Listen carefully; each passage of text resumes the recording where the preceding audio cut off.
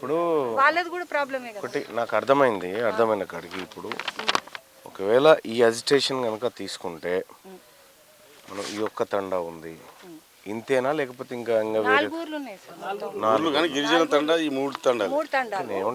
ఇది ఇప్పుడు ఎమర్జెన్సీ తండా కాదు అసలు దీన్ని ఎందుకు రావాలి ఇది దీనిపైన ఒక గట్టి పోరాటమే చేస్తే అయిపోతుంది కదా మెల్లమెల్లగా ఎందుకు? అసలు ఈ రోడ్ హౌస్ అంటే మనం ఈడొక టెంట్ ఆడొక టెంట్ ఆడొక టెంట్ వేసుకుంటే ఎవడు భయపడు ఎవరు భయపడరు. చేస్తామా ఐక్యంగా ఉద్యమం చేయాలి అయితే విషయం ఏం జరిగింది మాట్లాడండి సార్. చేస్తేనేమో చేస్తే ఐక్యంగా ఉద్యమం చేయాలా ఈడోటి ఆడోటి వేస్తే పల్సగా అవుతుంది